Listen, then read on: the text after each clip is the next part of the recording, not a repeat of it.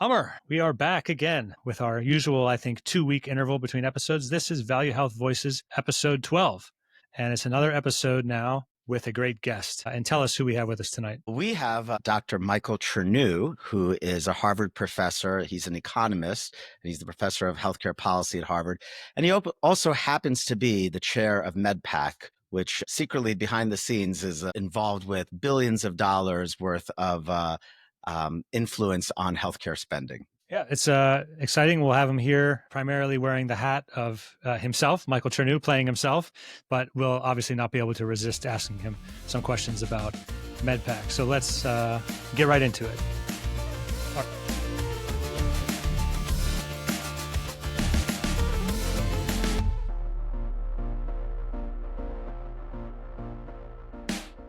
So, Michael, you and I have met each other a couple times now. You came and spoke at my hospital system, and we've been on calls talking about some alternative payment models. But I'd love to just hear maybe what got you into becoming a healthcare economist and maybe even the chair of MedPAC, if you want to tell us that too. Well, I'll start with becoming a healthcare economist because I actually know the answer to that question. I went to graduate school and I was looking to do work in areas where economics was relevant, but there was also big social policy concerns. I wanted actually to do my dissertation work on homelessness, but it's hard to get data on the homeless in general. And so an advisor of mine suggested I take a class in the business school with Alan Enthoven, who was a very well-known health economist, and Alan Garber, now the president of Harvard, but at the time was not. And I found the issues in health economics really challenging because there's certainly the economics part of it, but the healthcare markets are much more complex than markets in general. And so it allows you to blend complicated analysis of markets with really important social issues. So that's how I got into health economics. How I ended up becoming MedPAC chair is much more complicated because nobody knows. Like the GAO appoints you. I was appointed to MedPAC. Again, I'm not sure how or why. I had studied things like alternative payment models and Medicare spending growth. And so that might have had something to do with, but for whatever reason, I got appointed in 2008. I served till 2014. I was vice chair between 2012 and 2014.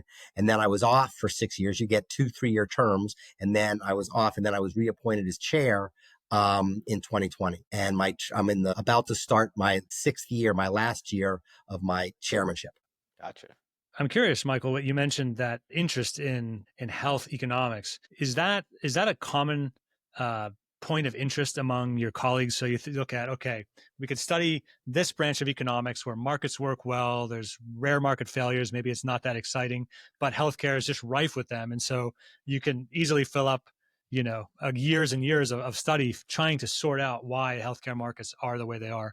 Healthcare at both the field of economic and health economics has changed a lot from when I was in graduate school, because if people can see me, I'm old. Economics is divided into subfields, as is medicine. And the typical subfields would be things like labor economics, public finance economics, macroeconomics. And health was actually always a small part of economics. And in fact, typically people interested in health would do it from one of the standard economics fields. So you might come into health from the perspective of a labor economist. Actually, my PhD, I studied industrial organization, which is competition. That was sort of what I did. I did health, but there wasn't a field in health. The field was in industrial organization. And that's back when healthcare spending, was less than 10% of GDP. And now that healthcare spending is pushing 20%, 18% of GDP, you've seen health, which was sort of a niche field back in the 80s. There were certainly some very prominent people. My colleague here at Harvard, Joe Newhouse, was really a giant in the field. My colleague in graduate school, Victor Fuchs, was one of the co-founders of the field. But the real founders of health economics were there. Ken Arrow wrote a seminal paper in 1963 in health economics. But the real growth came as healthcare spending began to grow. The interest in healthcare markets began grow. And so now you see, I'm in a medical school, but you see really prominent health economists in business schools, in traditional economics departments, certainly in policy schools. When I was at Michigan, Go Blue, I was in the School of Public Health. So it's really the prominence of healthcare, both is a policy issue and just general for people's well-being, has grown. And so you've seen the field of health economics just explode. Yeah, and maybe tying that along, you'd written an article in New England Journal a few years back talking about market forces, and And with this evolution in how healthcare spending has grown, can you talk a little bit about why the economics with market forces for healthcare is different than in other disciplines? Yeah, we don't have enough time to go through it completely, but I will do my best short answer. So there's a few things that I think make healthcare unique. At the core, there's a bunch of information problems. It's very hard to observe the quality. When you have a health problem, I mentioned to you when we were getting ready for this, my appendix burst. That's like the only time your appendix bursts. So it's not something you buy on a repeated basis. So it's really hard to know, and you have no idea how to treat a burst appendix, and it's risky. So the first thing is there's information problems. The second thing is there's a risk thing. You don't know at the beginning of the year you need it, but if you need it, it's going to be very expensive, and you certainly want to insure against that risk, which you do for other risks. You buy car insurance, you buy health insurance, but the set of things that can happen to your body is greater and more serious than the set of things that can happen to your house. Not knocking anything about houses, but it's sort of on a different scale. And when you buy insurance by its nature distorts the market. So on one hand, when you buy insurance, that means when you get sick, care is typically free. So even ignoring the information problem, it's hard to shop because you don't really have an incentive to shop. You don't really know what you need, a bunch of things. So shopping is hard. And there's well-known studies for the beginning of health economics and what economists call moral hazard, which basically says when you make care free, people buy more care. Some of it's good care, some of it's bad care, but they buy more care. And we could have a long conversation about stories on moral hazard. The other issue is because it's an insurance market, you need to pool risk. And you do that in car insurance, you do it in home insurance. And it is a little bit harder to pool risk in healthcare because people observe their health status in different ways. The insurance company can observe your house and what it's going to cost to replace, and they know whether you're in a flood zone or a fire zone a little better than they can observe your health. And so most products you buy, if you're buying a computer, the producer of the computer knows what it costs to make the computer. But if you buy health insurance, the health insurance company doesn't know exactly what it's going to cost to insure you because it depends on who buys it. If any of us three buy a computer, the cost of producing the computer is exactly the same. But if the three of us buy health insurance, the cost of the health insurance is very different in ways that are unobservable to the insurance company. And that means there's a tendency for insurance markets to kind of disintegrate as healthy people try and get away to cheaper premiums from where sick people might want to be. And that process is broadly known as adverse selection. And so that combination of information problems, particularly the inability to observe quality, the inability to observe risk, combined with moral hazard distortions and adverse selection distortions, make health insurance markets particularly complex. I'm so shocked. You summarized all of information asymmetry, price transparency, moral hazard in, I think, a minute and a half. Impressive. That was nice. To be honest, the opposite of let's give credit where credit's due. Let's make sure blame goes where blame should go. You mentioned insurers not understanding what something should be priced at. On the provider side, the vast majority of health systems in this country have no idea what their total cost of care is. So really nobody knows. You have both sides of the transaction basically unaware of what it costs to do something. Right. Some of that's a core information problem. Some of that's sort of a management problem. Well, you guys, that's right. But that's a separate issue. But yes, I agree. The original article I mentioned, Ken Arrow's article in 1963, which is a seminal article in the field, focused on information problems. And one of the focuses of his article was the importance of professionalism in medicine because you don't know what you're buying. You need to have physicians that are professionals, which, again, is unbelievably important. I know a lot of physicians. I work in a med school, and it is amazing how dedicated physicians are in terms of the hours they work, the care they have for their patients, their willingness to respond with portal messages these days. There's even more burdens placed on physicians, but you need that level of professionalism because it's impossible to figure out how to compensate for all of that well. And again, we can have a longer conversation about that, but it's very hard to sort that out in ways that are different from a lot of other commodities or services that people buy. I know we were probably going to get into this initially, but since you brought up moral hazard, I was curious on your thoughts about why do you think copays and high deductible healthcare plans did not help curb some of that moral hazard and healthcare spending just has continued to grow? Well, first of all, they did. I think there's forces that are driving up spending, new technology, new services, new drugs.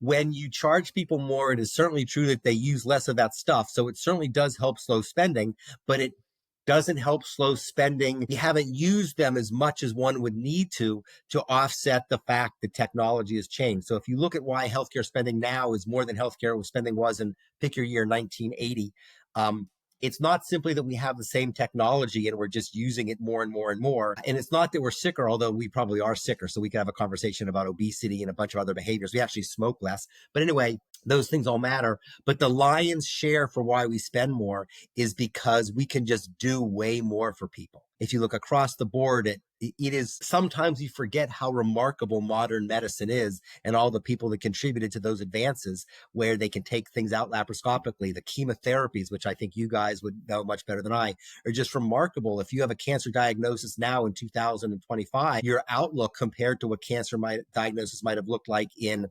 1980 is just remarkably different. And you can go disease by disease, putting in stents, just across the board, seeing things that we take now as essential for medicine, things we take for granted that our parents or certainly our grandparents didn't have access to. And that's wonderful. And I think most people would rather pay what we're paying now and getting the care we get now as opposed to paying what we paid then and getting the care you got then. The real question is, can we pay less now and still get the same level of quality? And that's harder. Especially as we have an entire healthcare system that has migrated towards extensive, you could almost call it end stage, maybe consolidation. I mean, maybe on the payer side, close to the end game. Provider side is consolidated as too, especially in certain markets, maybe a little less consolidated than the insurance side. But there's no way you're going to drive costs out of the system in a heavily consolidated market like healthcare is today. And as an aside, they've also consolidated with each other. Sure. Yeah, that's right. That's exactly right. It's also the case, again, I'm happy to talk more about this, is provider markets are very local. You're not going to go that far from where you live to get care for most things. There may be some big ticket things. You can need a transplant, maybe you'll travel. But for most things, your primary care doctor or your basic set of services, they're going to kind of be close to where you live or where you work. Insurance markets tend to be much more national, particularly for large firms. So like when United is competing with CVS, they'll be competing broadly with each other. But your core point that we've had a lot of consolidation and consolidation distorts prices is in fact true. And it's, true in complicated ways. And of course, I mentioned I studied industrial organization. That's kind of the perspective I came at this whole field from. And we certainly spend a lot of time now worrying about that type of consolidation and how it plays out and how to promote competition. I should note in most other countries, they don't even have this orientation. I was just over in the UK. They don't think about competition in nearly the same way. There's some competition they worry about, but they're going to have a much more regulated model and market because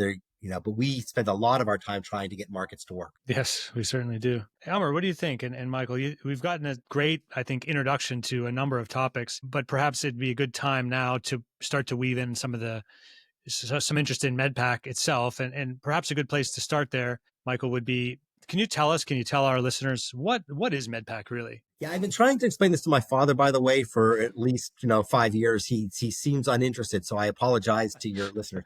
But no, we're interested. MedPAC is a independent agency, federal agency that supports Congress and provides advice on Medicare payment. So MedPAC stands for the Medicare Payment Advisory Commission. And we do a lot of things. I'll tell you what they are in a minute, but there's 17 commissioners, including myself. We're appointed by the General Accounting Office or the Controller General. And we're typically chosen for expertise. So there's physicians, there's executives from hospitals, there's executives from health plans, there's people that are loosely described as consumer advocates. Right now, we have someone who works for SHIP, which is a group that helps advise Medicare beneficiaries on choosing plans and stuff like that. And then there's academics and other policy people that are on the commission. We meet 8 times a year, 7 in public. So basically we meet September through April. We take February off. And the meetings are public. You can see them webcast. And we work towards 2 reports. In March, we have a report that makes recommendations to Congress about updating the physician fee schedules, which is, again, I can explain what the physician fee schedules are, but the traditional part of Medicare runs off a series of fee schedules like hospital payments, physician payments, et cetera, nursing home payments. And those fee schedules need to be updated, not service by service. Most of them have a general update number. It goes up by 2%, and then the individual services get valued separately. And so we make recommendations about those updates, and that comes out in March along with some status chapters. And then in June, we have a report it will come out in a few weeks, roughly June 15th, give or take, where we talk about particular topics that extend beyond the update chapter. So for example, we have a recommendation about the physician fee schedule long-term reform. We've had chapters on alternative payment models you've mentioned are an interest, things of that nature. That comes out in June. In addition to those reports, we make comments on proposed regulations. So CMS releases a bunch of proposed regulations for physician payment, hospital payment, Medicare Advantage payment. And so MedPAC writes comment letters, just telling CMS what we think of whatever they're proposing. And then the third thing we do is we give technical advice to Congress. So someone from Congress can call up and say, hey, we're thinking of changing how rural hospitals are paid. Can you look into this particular data issue? We spend a lot of time meeting with stakeholders. So we try and make sure that the process is very transparent. And again, I think the key thing to notice is we're nonpartisan and we're advisory. So we don't control anything, but you could look at a few things over time where, our recommendations are seldom accepted, like literally, and often our recommendations are vague, but often the spirit of our recommendations find their ways into policy for a whole bunch of things. Rural emergency hospitals come to mind.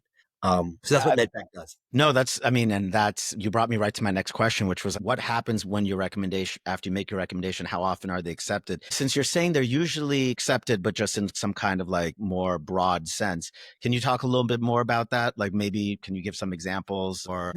The rural emergency hospital one is probably the easiest one that comes to mind, where we made a recommendation so the concern was access to care in rural areas, which is a big concern of MedPAC. And the payment models weren't well suited for small organizations. And so they made a recommendation that there should be a new class of provider called a rural emergency hospital, where if they're sort of small enough, they classify they can, for example, have just a standalone emergency department. And so they would then get paid under a different payment mechanism. So that would be one example. There's a few others. We'll see what happens. Some of these are very detailed policy issues, but to give you an example, there's an issue you may be familiar with called site neutral payment.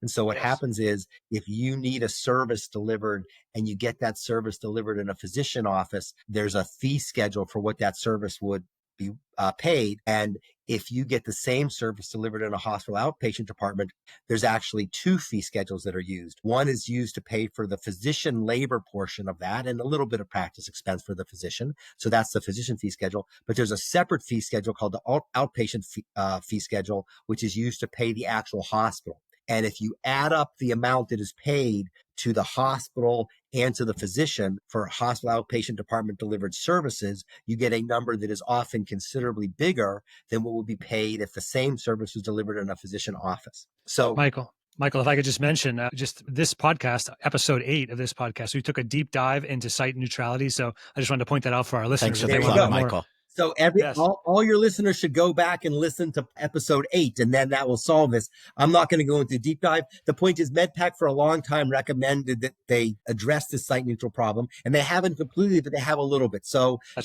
they've made some site neutral changes. Some of it's grandfathered. There's still a recommendation to sort of do more in that space. So that's another example. For a long time, physicians were paid on a system called the sustainable growth rate system. I'm not sure you needed MedPAC to say this, but we recommended getting rid of the sustainable growth rate model, which eventually they did. So there's a range of things like that where you can think through, Part D, if my MedPAC colleagues listen to this, I'm going to get in trouble for not mentioning this. We made recommendations about the redesign of the Part D program. Part D is the drug program in Medicare, and they did redesign the Part D program recently. And again, not exactly the way MedPAC sort of laid it out, but very much along the spirit of the way MedPAC laid it out. So for example, putting an out-of-pocket maximum, changing some of the details of what the benefit package looks like in Part D. So that's another area where the MedPAC recommendations made it into policy. Although again, I think there's a lot of people saying these things. So MedPAC does a lot of these things.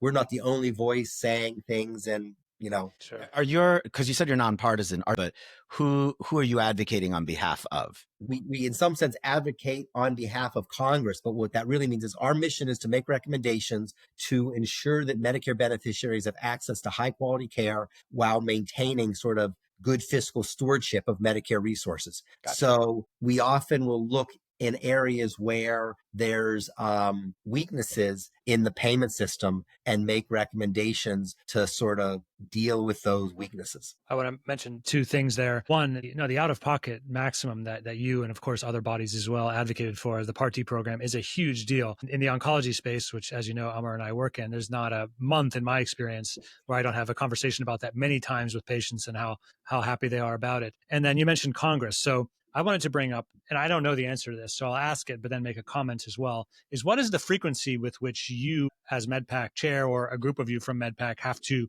testify in front of Congress? It happens on a yearly basis or more often than that? Less often than that. So I think I've been MedPAC chair for 5 years now. The first two were COVID, so that's a little complicated, I guess. I think I testified once virtually and then once in person over those 5 years. I go every year. So we have committees of jurisdiction without going through Ways and Means, Energy and Commerce in the House, Senate Finance in the Senate. And so we will meet with both the R and the Republican and the Democratic staff of those committees as chair. So the only two people that can speak on behalf of MedPAC are me and the executive director, Paul Macy. So you can't just have a MedPAC commissioner go testify, although other MedPAC commissioners can testify. I should have said that the MedPAC roles are part-time roles. So we're special government employees. So you're not, if you work for CMS or somewhere, you would be a full-time government employee, but we're advisory. The staff has considerable, much more regular contact with people on the Hill in terms of giving them technical advice when there's a big issue coming up like site neutral, or when they were looking to do Build Back Better, if you remember that. Sure.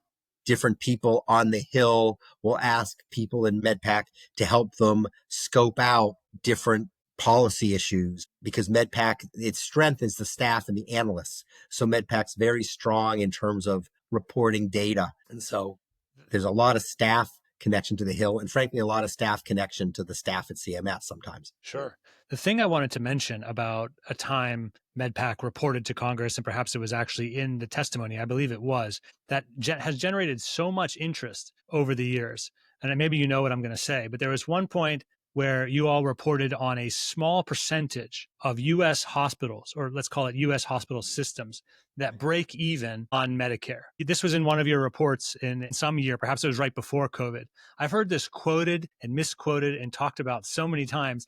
Can you talk about this? Well, this is an increasingly complicated topic. I will talk about it. So the data that MedPAC uses for its update recommendations, and there's a set of update criteria I'm happy to discuss, but one of them involves looking at the profitability in each sector. Physicians are hard because profitability in the physician sector is harder to measure. But in like the hospital sector, facilities in general, like nursing homes, they typically have cost reports. Now, the cost reports are complicated because the organizations themselves are complicated. We have an algorithm for trying to identify efficient hospitals, which isn't the same as cheap hospitals because there's a quality metric and quality is hard to measure. So we could acknowledge that what we say is efficient isn't sort of some gold standard of efficiency, but we have a measure of figuring out what are hospitals that are efficient, which is basically low cost, high quality hospitals. And according to a bunch of MedPAC criteria, over time, the profitabilities of hospitals have dropped dramatically. So the average margin for hospitals now is in the negative, like negative low teens, 12%, 13%, 11% kind of for the average hospital. And then what we would call efficient hospitals, which again isn't necessarily the low cost ones, their margins are actually also negative. There are some hospitals that don't make our efficient criteria, but do actually have positive margins because the quality metrics or some of the other criteria don't play out. But it is the Medicare payment rate to hospitals has become much more challenging for hospitals, and our hospital recommendations. So I told you 6 years between 2008 and 14, recommendations were current law or less than current law, some version of that. And even when I started this term, our recommendations tend to be close to current law. Our recommendations for hospitals now involve a combination of a little bit more than current law, so a little bit above current law, and then some added payments to support what we call safety net hospitals. And there's a algorithm for what that means. We call them Medicare safety net hospitals. But I think the challenge has been, and I think you may be pointing it out, Anthony, that it has been very, very hard for hospitals to make money on Medicare. Now, some of that is because their expenses are high, and some of the reason their expenses are high is because commercial rates are high and they do a bunch of things. So we could have a longer conversation about the sort of responsiveness of cost to payment, because if you lower payment, costs go down. But my general view is if you take all of that into account, and MedPAC's done some work, I've done some other work on this point, where what ends up happening is hospitals that have really bad case mixes, by that I mean a lot of Medicare, Medicaid patients, they're much more likely to merge. They're much more likely to close. They're much less likely to invest in capital. So a lot of what hospital executives do now is they try and figure out how to invest in capital. A lot of medical specialties now require a lot of expensive capital. And so it is challenging. It is more challenging now to run a hospital in many ways than it might have been in, say, even the 90s. Yes. Tying on your topic about capital costs, and you said technology you think is one of the main drivers for the rising Medicare costs. So I'm a radiation oncologist. Anthony's a radiation oncologist, right? We have some of the highest capital costs and for our new tech. And one of the interesting things is, when we try to get stuff valued, let's say proton therapy, which is massively expensive for those machines and for those vaults. And when we go through the CPT RUC process and those valuations go to CMS, inevitably what happens is they end up choosing to carrier price it, because they say keeping it in the Medicare physician fee schedule will blow up budget neutrality, and they won't be able to, it'll just ruin the whole relativity. And so if as a society, we're going to continue to invest in some of this new technology that's, some of it proven to improve outcomes, how can we possibly do that in this kind of a framework with budget neutrality and, Yeah. So I'm going to give you my view. It's not a universal view. We operate our healthcare system with a series of fragmented fee schedules. And you've pointed out some of the particular challenges between the way we pay for work and the way we pay for expense, and how that differs based on whether you're a hospital outpatient or not a hospital outpatient. And frankly, there's a different fee schedule for ambulatory surgery centers. One of the things that technology has done is it enabled services to move out of the hospital. That by and large is a good thing, but you still have to support the overall infrastructure of the hospital. Just because you can pull things out of the hospital doesn't mean you can get rid of the hospital.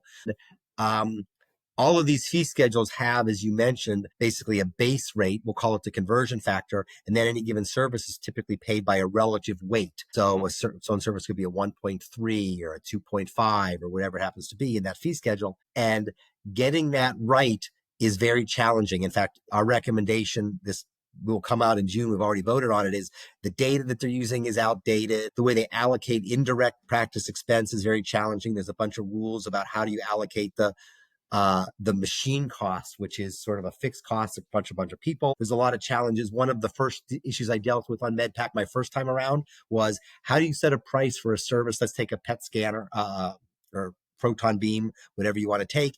It's very capital intensive. And in the center of Manhattan, or for that matter, DC, it's getting used all the time. So, it's easy to cover the average cost, but you want people in rural areas to have access to the same technology, but it's going to be used much less frequently. So how do you then cover the fixed costs? And there's a bunch of things that hold it together. And my general view, and this is really maybe the takeaway, it's like we're half an hour in and I finally get to the key takeaway. I personally believe that it is going to be increasingly challenging to manage our healthcare system through this set of fees. And it is certainly the case that there's a number of improvements we can make to the fee schedule. I mentioned site neutrality, some of the relative fee things. I think you mentioned the RUC. Luckily, your listeners are sophisticated enough to know what the RUC is, but that's a set of AMA committees that help CMS set the relative prices for physician fees. But episode 11 for everybody. Yes. Yeah. So 12. This is 13. Your episode. Oh, I'm sorry. Yes. It's my fault. So our numbers wrong. I think you guys are doing a podcast. What you're really doing is you're slowly putting together a stealth course in health policy and health economics. And eventually you'll just weave together all of your episodes to get to a syllabus. But in any case, you figured us out, Michael. There's been a lot of interest in what we call alternative payment models, where you pay for a broader bundle of services. And my general belief is, if we're going to succeed, particularly in Medicare, we need to be more efficient in how we deliver care. So let me make a digression, which is true to brand. It is true that American healthcare is expensive because the prices are high in America. There's a very famous academic paper, it's "The Price is Stupid." In Medicare, it is true prices are high in Medicare, say relative to other countries, but they're low relative to spending and they're relative to costs, and they're certainly low relative to commercial. And the problem in Medicare is not the prices, it's the efficiency of the way we deliver care. And there's a bunch of other admin cost things that all fit into that. We can talk about admin costs that I think are also quite important. But in any case, it's the volume is what you're saying, right? The it's price the is okay, volume but and it's the growth in volume. And yep. it's the incentives that people have to efficiently use volume. And it's not simply substituting, say, X-ray when you could do a C scan, or not doing a CT scan when you don't need to do a CT scan, or whatever that type of substitution is.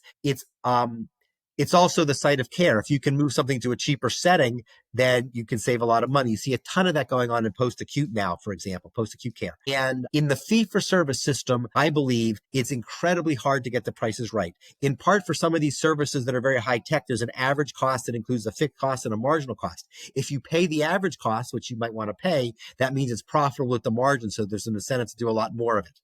It's hard to get that right. It's also hard. If we're going to become efficient, I think we're going to have to rely more on certain types of technologies, large language models. There's a bunch of other asynchronous communications, portal messaging that I don't know how much that happens in your field, but in primary care, the doctors are answering messages from patients odd hours of the night, remote patient monitoring services where there's not a clear start and stop of the service. And I think it's going to be really hard to get those services to work in the fee-for-service system. So the idea is to change the bundle of service to something that could be broader. It could be an episode of radiation therapy. There was a model to do that. It could be an episode of cancer care, which means substituting between radiation and chemo or surgery, whatever it is. Those choices that you make there are complex. Or it could be a broader, what I would call total cost of care model, where you're basically assigning to some entity a cost for a person, and that entity gets to share in the savings if they can find more efficient ways to deliver care. And the core challenge is to make sure that they find efficiencies without sacrificing quality, which is a separate issue. But the key point is that fee-for-service can work and we can make fee-for-service better. But most places where fee-for-service work, they have wraparound structures to try and manage some of the pathologies of fee-for-service payment. And in the US, alternative payment models do that. So do managed Medicare Advantage plans. Those are health plans that serve Medicare, where the health plan can do things. And all of those approaches to dealing with those dysfunctions have drawbacks. So people hate prior auth, for example. Yeah. Well, I know that you talked about a lot of things there in that last answer that I think hit on a lot of things you've written a lot about, know a lot about, whether it's low value care and the persistence of it, which I think we know that it persists because of the fee for service system being the chassis of how we provide care in most settings in this country. Then you mentioned the radiation oncology case rate model, which the way it was designed originally failed, but now it's been introduced actually as a bill. Actually, not from CMMI, but it's currently a bill under review in Congress. And the final thing I wanted to mention, and we can come back to any of these that interest you, is Medicare Advantage, because I know you've written a lot about Medicare Advantage, talked a lot about it over the years. Years ago, perhaps around about the time that you wrote the article that Amr referred to, which is 2020, we were in a situation where Medicare Advantage was about 5 to 10% cheaper in comparison to traditional Medicare, on a per beneficiary basis. Have we crossed that point that actually Medicare Advantage is more expensive than traditional on a per beneficiary basis at this point? Because this is the story that's being told more and more, and I don't feel like I understand it. Yeah, well, this is a topic I really want to talk about, but before I do, I want to say one thing about efficiency. One of the most influential set of studies ever in healthcare, like if you were to say, give me the most influential studies, one of them was done at Dartmouth, which I can see your degree in the background, Anthony. Oh yes, it could be your wife's degree or your kids. I don't know, but the point is, my kid. How old do I look? No, they're mine. In fact, there's two of them back there actually, both from Dartmouth. There you go. In any case, there was some seminal work by someone named Jack Wenberg, and then there's a bunch of other people that have followed on talking about geographic variation in medical practice. So if you go across the country and look at basically very similar patients, they get treated very differently. I mentioned to you that my appendix burst, and I know how my appendix treated. It turns out that the way it gets treated in Boston is different the way it gets treated in New York for a bunch. There's a lot of this variation in practice patterns. Some of that fee for service contributes to. Some of it is just doctors practice differently. By the way, economists practice differently. Bakers practice differently. People practice differently. Jack Wenberg hasn't been able to find strong correlation between the places that use more care and better outcomes. So I think it's important for listeners to understand that more care is not always better care. And so back to Medicare Advantage. And actually, before you go jump to Medicare Advantage, Anthony, if you don't mind, I want to inject one question because it's on this topic, and then we move to Medicare Advantage. So you had talked about alternative payment models, issues with pricing. I know recently the AMA has tried to reprice with a new PPIS survey for pricing of indirect costs. They did.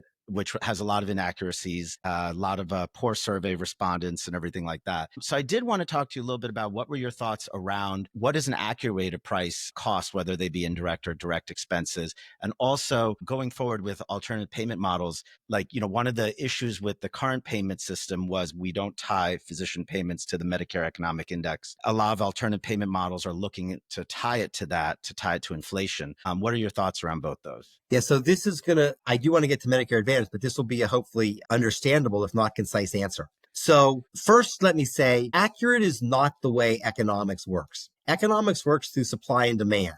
And the way you decide what the price would be is if there's not enough of something relative to demand, the price goes up. If there's too much of something relative to demand, the price goes down. That doesn't work well in healthcare because of all the distortions to supply and demand.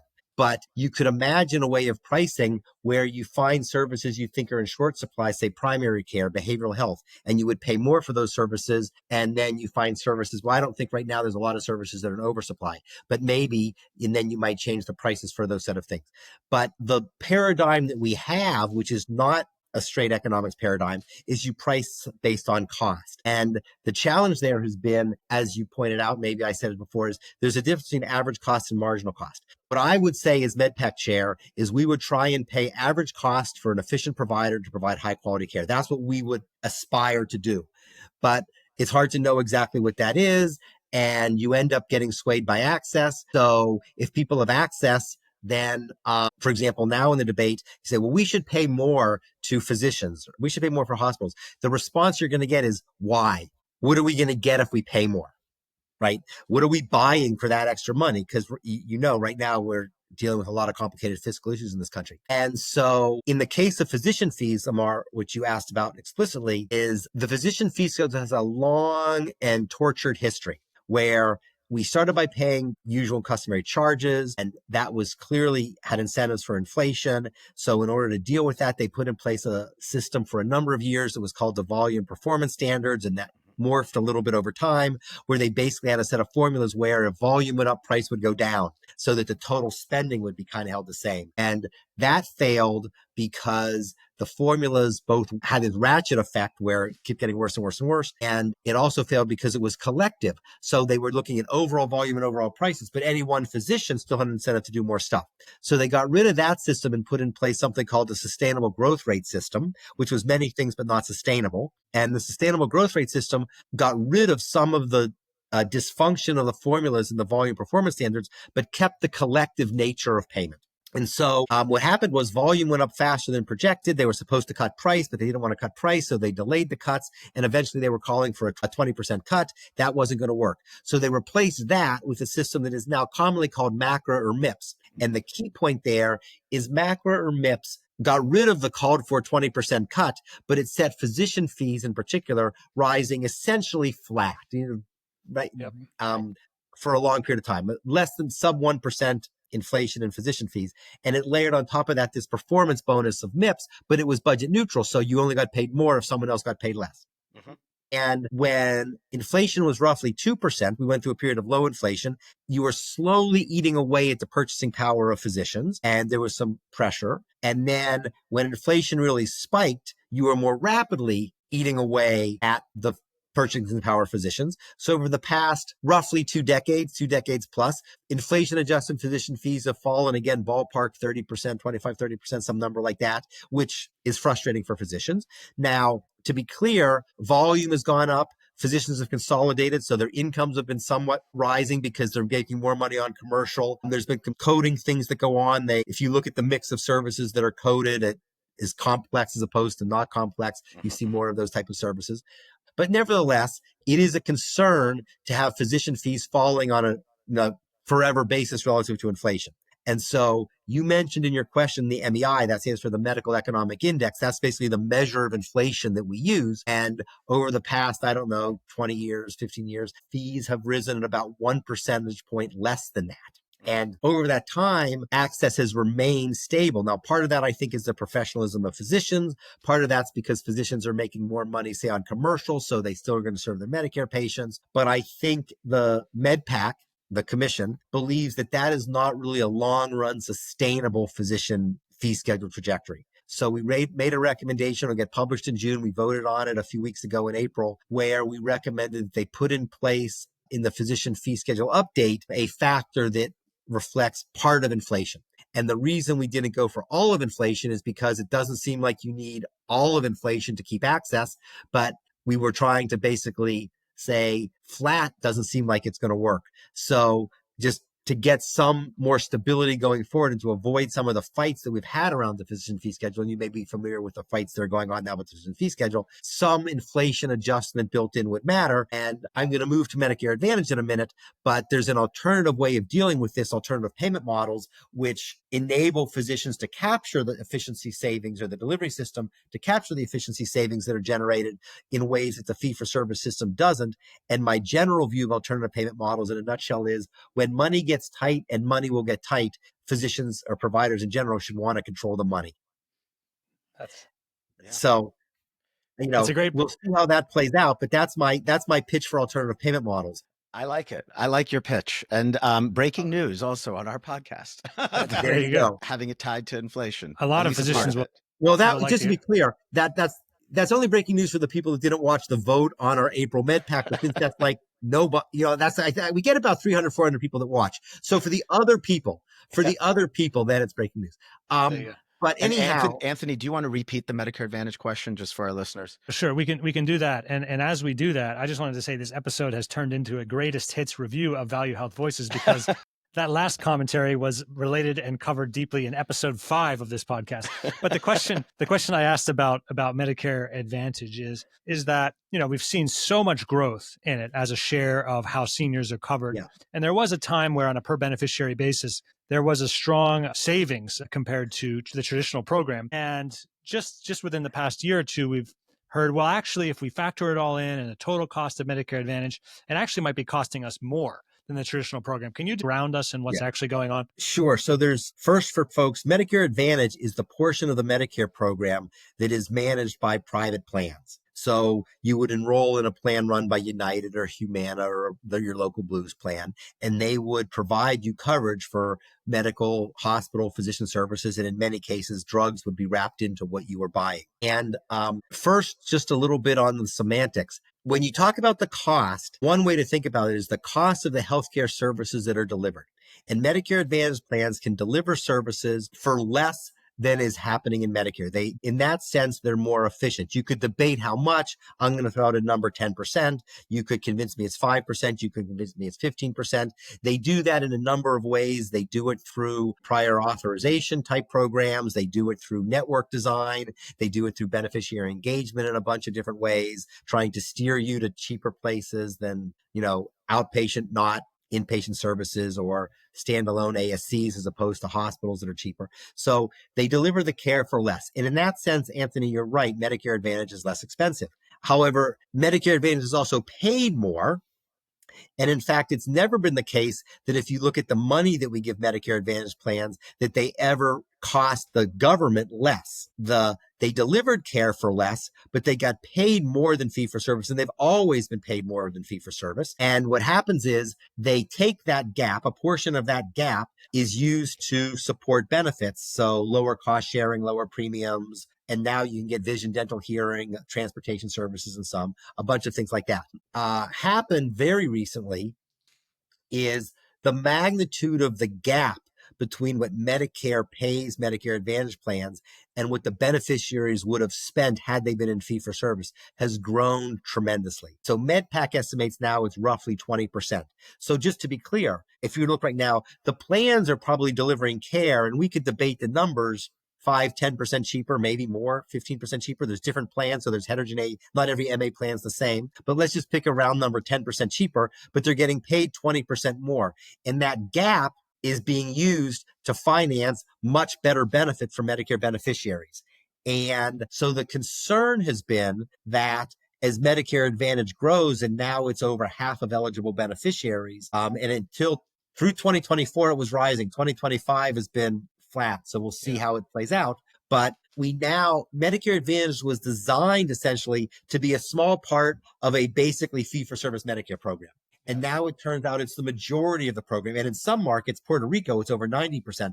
But in some markets, you're still pushing 70, 80% of people are in Medicare Advantage plans. And those plans, they control the network, they put your care through prior auth, all of which help them save money. But you can imagine if you're a patient, the frustration you feel with prior auth. If you're a physician, the frustration you feel with prior auth, the administrative burden associated with a whole bunch of things that they do, the complexity of figuring out who's in your network, all of those things come along with this Medicare Advantage plans. So as it's grown, it has become ground zero for Medicare reform. Certainly, if you want to save money in Medicare, it is going to be hard to save money in Medicare by lowering physician fees, in part because physician fees have been rising so slowly. It's going to be hard to save money in Medicare by lowering hospital fees, because as I mentioned, most hospital Medicare margins now on average are negative, 11%, 12%. It changes, but it's in that range. Even the efficient ones have, by our efficient criteria, have relatively less, but still negative margins, negative 2%, for example, for an efficient hospital by MedPAC's definition. And so the opportunities for savings are going to be in Medicare Advantage. But the challenge there is if you cut Medicare Advantage payments, some of those added benefits will go away. And so the key question is how much? Last factual point. For a long time, basically through 2016, 17, 15, in that ballpark, 15, 16, 17, Medicare Advantage plans were giving beneficiaries ballpark $80, $90 a month worth of added benefits. Now, depending on which type of Medicare Advantage plan you're in, you're pushing 188 for conventional plans. If you're in what's called a special needs plans, you're up to $211 a month in extra benefits. There's, again, variation across plans, but the added benefits that Medicare Advantage plans have been able to offer has skyrocketed since, the period a few years before COVID. So again, to be clear, the Medicare Advantage program is costing the Medicare program more. You're getting more benefits, but it's costing it from a pure dollar amount. It's costing the Medicare, even though it is still delivering care probably more efficiently. And that extra, the efficiency plus the payment contributes to a bunch of added benefits. Thank you for summarizing that, because it is not always easy to keep track of what people are saying when they're saying, oh, the program is more expensive. No, it's less expensive. But yes, from the government's perspective, they're clearly paying more than on a per beneficiary basis than the traditional program. Then they wouldn't fee for service. And they're getting more. Because in fee for service, you have to buy your own Medicare supplemental plan. If you want that kind of coverage, you have to do a bunch of things. Medicare Advantage gives you a lot of, not all, but a lot of that benefit for substantially less. Yes. And, you mentioned about Puerto Rico being the 90% Medicare Advantage. I would love to know, and maybe you know this, Michael, what is the geography in the United States where Medicare Advantage penetration is at the lowest? I have a guess, but I don't know it to be true. I think Maryland is up there where I practice. Yeah. We are one of the lowest. That's right. Maryland is very different for a bunch of other reasons. Yes. So I can't answer your question, so I'm glad Mark can. But yes, Maryland is low. There's some other places that are typically high. Minneapolis, I think Pittsburgh's quite high. I'm from Pittsburgh, and I just haven't. I should probably know that. I'm going to throw out a guess, and it's informed by a hospital system's behavior. And the guess I'm going to throw out is San Diego County. And the reason I throw that out is because the Scripps health system said in one stroke of a pen, all Medicare Advantage, we're done. We're not taking it. We're good. So they fired they stopped taking all the plans. And so my supposition is that their penetration in that market must be low to make that not a particularly courageous action, but I could be wrong. Yeah. You know what? After this podcast, you'll have we're episode 13 now. This is 13. Lucky 13. So episode 15 or whatever, episode 14, we'll get into that exact issue. Yeah. Well, I know we're coming up on the hour, so I did want to ask you, what are your thoughts, Michael? What do you see happening in 2026? Where do you think what's going to happen? What's the drivers? So I'm not going to predict what's going to happen because I have no idea what Congress is going to do and the trade-offs they will make and how they will deal with some of the fiscal and other issues in the Medicare program. I will say that Um, I don't think in the sort of short term and maybe even, intermediate term, 3 to 5 years, we're going to see another round of really dramatic healthcare reform type changes. I think what we need to think about how to do is two things. One is we need to simplify the system in ways because there's just a lot of frustration with the American healthcare system. It is so complicated, it's so administratively burdensome. When you hear some of the things that go on, we haven't talked a lot about drugs, but when you hear a lot of things that are going on in the distribution of prescription drug markets and other things, the choices people have to make in the Medicare Advantage program, the stability of the networks, prior auth stuff, it's just really, really hard for people. And I think there's a tension between whether we make these things better with technology. We have new large language. There's a lot of hope for technology to come in and sort of be the white knight to help us solve these problems, not just the medical technology, but just the make things simpler versus the extent to which we put different regulatory reforms in place, standardized benefits, for example, or other things. So I think we need to simplify things. Let me ask you a little more specific question then. What do you think is the likelihood of being able to negotiate on drug pricing going forward? Well, I'm sure they're going to be able to negotiate on drug pricing because they can already negotiate on pricing. The interesting thing is we will see what this administration does in terms of negotiation. I don't have a particular sense of what they will do. They're obviously, when the Part D program reform was put in place, and the IRA is really what this was, the Inflation Reduction Act, which gave the authority to negotiate on prices. There was a lot of belief that the government could negotiate. There's some guardrails around what to negotiate. We can debate how strong those guardrails are. But there is a tension in the drug space between negotiating on the prices and supporting innovation. There's tension between the fact that we pay different for drugs than they pay in other countries. So there's sort of an international equity kind of concern. And so if your question is what's the likelihood we'll be able to negotiate on price, I'm 100% sure we'll be able to negotiate on price. If your question is how strict do I think they will be on the price negotiation, that is a really complicated question. I just simply don't have the answer. Yeah, I guess I was thinking more like you said along the lines of comparing us to other countries. If we can, because I know the administration has commented on that many times, trying to negotiate prices similar to what some of the other countries are or getting. Simply, again, negotiation is a complicated word, right? They could pass a law that says you have to give us the same prices they get in Canada or the UK or wherever it is. Now, of course, it's not clear that our prices would go down. Their prices would go up, and maybe we meet in the middle. So there's a question of how it plays out. But you hear that all the time. The concern, which I think is a legitimate concern, is, and I think this being in the cancer field, the advances we've made in cancer treatment are just remarkable. And I could have a podcast I could bring you on and ask you about the cancer advances, but it's really remarkable for people that have had a whole range of different cancers. And that innovation has been spawned by the fact that drugs are very profitable.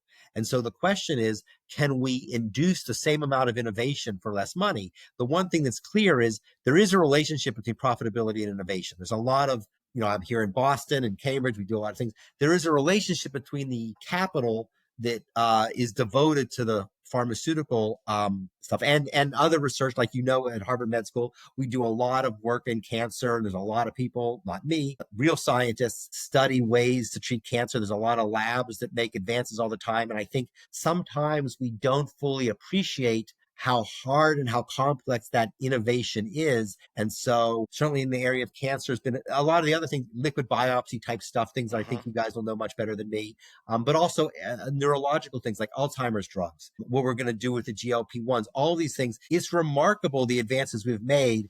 And it's unfortunate that innovation does respond to financial incentives, but that doesn't mean that the innovators get a blank check, they can charge whatever they want. So it's this balance. And of course, a lot of what you're talking about is how we interact with other countries for who's going to pay, because what's really happening is the US is financing a lot of global innovation. And I think we'd rather have that innovation versus not, but the incentives about how you deal with that internationally is very hard. I suspect as cost pressures rise, there'll be more effort to manage drug prices and drug distribution. There's also a lot of inefficiencies in the drug distribution process that we haven't gotten into, the way that rebates work and there's good economic reasons why you have rebates, but I think there's a lot of frustration and other sort of pathologies that arise because of that system. I was going to say it would be amazing to have you back to dive into 340B, but then, it's possible someone might disappear us after. That's so sensitive to health systems bottom line. So we don't even know if it's going to be present. we're doing some work on 340B. I will say one thing, and you guys can, edit me out at the end, but I will say one thing about this. B exemplifies a lot of what happens in the American healthcare system. So for those people that aren't familiar, B is a system by which organizations can purchase drugs at a lower price and get reimbursed at a higher price, essentially. And in order to qualify for that program, you have to meet some criteria for serving low-income individuals, sort of in a nutshell. So it's essentially a way of forcing the drug companies to sell at a low price and then the providers get reimbursed at a high price, and that gap can help support them. And it's sort of an off the books way of supporting providers that are serving low income populations. And it's a tax on the manufacturers. It's a tax on the manufacturers, and it is expanded in a whole bunch of ways, much of which I would argue been unintended. There's now a bunch of, community contract pharmacies that work in a bunch of ways, because obviously you would want to qualify for this. It's not clear it's a particularly well-targeted thing. And so the key thing is the American healthcare system MedPAC struggles with how to target support for entities that really need the support without overpaying entities that don't. The basic issue of targeting. And as we move forward and as we're worried about payment, and if you look at the MedPAC hospital recommendation or the MedPAC physician recommendation, we have payment updates recommended. I mentioned above current law, above basically the flat physician fee. But in addition to that, there's add-ons. So for example, if you look at what we've said for physicians, we're very worried about the primary care workforce. And so our recommendation is not just to pay a little bit higher than we are now, both in 2026 and on an ongoing basis, but also to target some money towards primary care, largely because we perceive there's a potential for a primary care shortage. And so we also have a little bit extra for specialists, by the way, if they're serving low-income populations. But I think the challenge that the American healthcare system is going to face is how to build these payment models in a way that encourage efficiency. So we mentioned alternative payment models. I think, can't remember, that's episode 11, 12, 5, whatever it was, your episode on alternative payment models. Who did it? Who's your alternative payment model person? I think this was the episode of we talked about the alternative payment models. Okay, it's been so long. I need to come back for another one to talk about them in more detail. I love talking about alternative payment models, but we need systems that occur efficiency and target resources to the places that maintain access, to make sure that people, for example, in rural America have access to care that they need, to make sure that people in low income areas have access to care that they need, and do it in a way that doesn't involve paying everybody more. It's not that we don't want to pay everybody more, but again, there's a real fiscal constraint. So if you're in a fiscal constraint, the way you have to deal with that is you really have to be efficient in your payment targeting. And I think MedPAC has some related recommendations, but it will be an ongoing challenge for the American healthcare system. And I think when you bring up a good point that because everything's so fragmented, and anytime a solution is created to a problem, there's ways to spin it to kind of make it work for some systems that maybe are trying to take advantage of it a little bit. Yeah.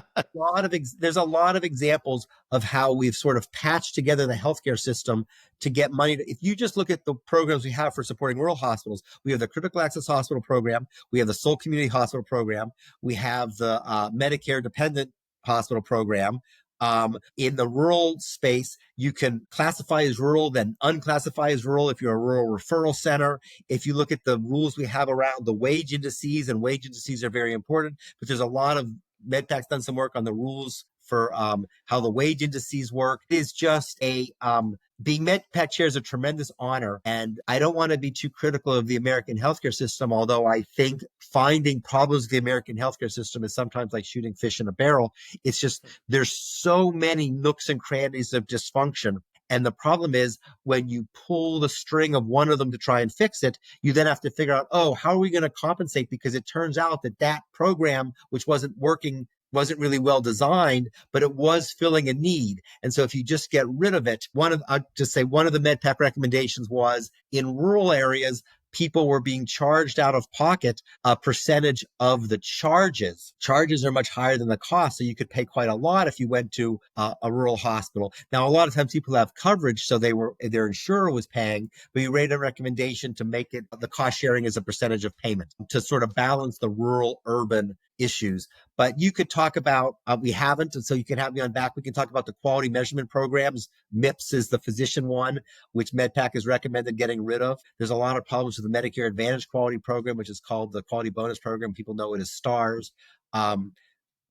I've gone over time. You'll edit me down to time. You could pick any given area. The fragmentation of people that live in nursing homes between Medicare and Medicaid payment for long-term institutionalized populations. I could just go on as long as you want about.